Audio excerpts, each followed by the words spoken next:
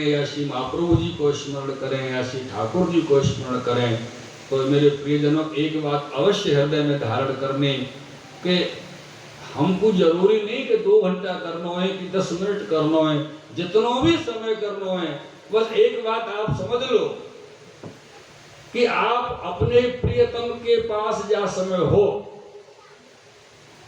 और वह समय अगर चिंतन कोई और को हो, तो क्या आप अपने प्रियतम को प्रसन्न कर सकते हो?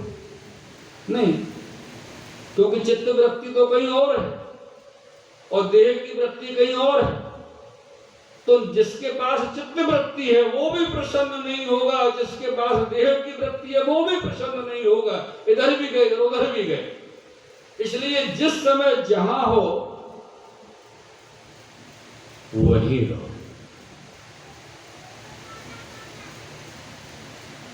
श्री यमुना जी को गान करना हो तो यमुना जी को होके करो, श्री महाप्रभु जी को गान करना हो तो महाप्रभु जी को होके करो, श्री ठाकुर जी को करना हो तो ठाकुर जी को होके करो। यमुना जी के गान में महाप्रभु जी को चिंतन हो तो चले वो, महाप्रभु जी के गान में यमुना जी को हो, ठाकुर जी को हो तो चले वो, ठाकुर जी के गान में महाप्रभु जी यमुना जी हो तो चले वो।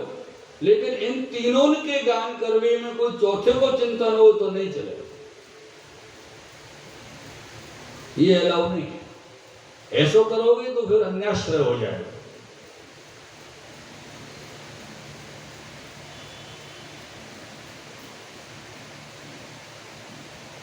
और हमको श्री यमुना जी की कृपा हुई, यमुना जी के पाठ करवे सो। ये कैसे अपन को खबर पड़े को कारण है कि वह समय पे वो चिंतन जो पाठ अपन मनन कर रहे हैं, स्मरण कर रहे हैं, और वायु के अनुरूप वो जब कृपा हमारे भीतर हमारे ऊपर होगी तो वायु के अनुरूप भाव हमारे भीतर से व्यक्त होने लगेंगे। ठीक वही प्रकार श्री परमानंद दास जी को जैसे ही श्री महाप्रभु जी ने यमुनाष्टक को पाठ करायो और श्री यमुना जी को स्वरूप स्फुरत भयो, वाई समय श्री परमानंद दास जी ने श्री महाप्रभु जी के सामने, श्री यमुना जी के सामने गोकुल में ये पद कीर्तन गाए, श्री यमुना जी यह प्रसाद हों पाऊं, तिहारे निकट रहो निस्वासर, राम कृष्ण गुण गाऊं, श्री यमुना जी यह प्रसाद हों पाऊं। मज्जन करो विमल जल पावन, मज्जन करो विमल जल पावन, चिंता कलह बहाऊं,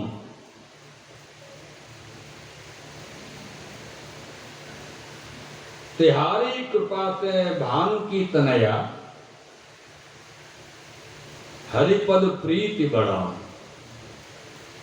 श्री यमुना जी यह प्रसाद हो पाऊं, विनती करो यही वर मांगो।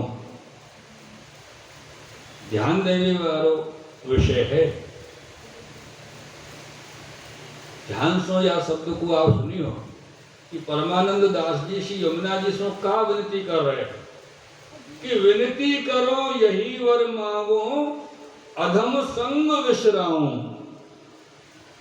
परमानंद चारि फल दाता, मदन गोपाल लड़ाऊं, श्री यमुना जी यह प्रसाद हो पाऊं। मेरे प्रियजनों, परमानंद दास जी के जो भाव व्यक्त भये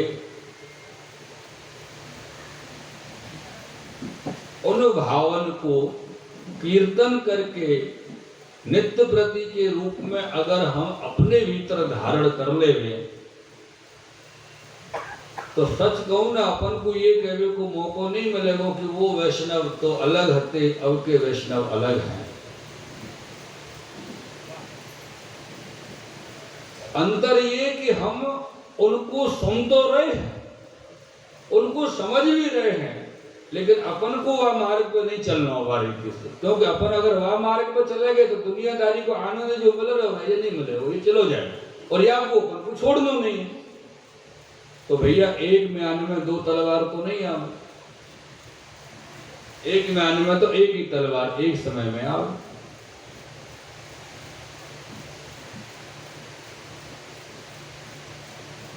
ऐसे अनेक पद श्री परमानंद दास जी ने श्री आचार्य जी के आगे श्री यमुना जी के तट पे गाए और श्री आचार्य जी बहुत आप प्रसन्न भये। तब परमानंद दास जी को श्री गोकुल की बाल लीला के दर्शन श्री आचार्य जी ने करवाए। और जब दर्शन करवाए तो कैसी लीला के दर्शन श्री परमानंद दास जी को भये। उनको दर्शन हो रहे हैं, सब दिखाई दे रहे हो अपने नेत्रंशों गोकुल में कि जो ब्रज भक्त हैं श्री यमुना जी पे जल भरवे आ रहे हैं, जल को भर रहे हैं। और जो ठाकुर जी हैं वो वहां ब्रज भक्तन से केली कर रहे हैं, खेल रहे हैं, ख्याल कर रहे हैं, हास्य कर रहे हैं। और हास्य खेल करके अपने समस्त ब्रज भक्तन को श्री गोविंद सुख दे रहे हैं। और जब ऐसे लीला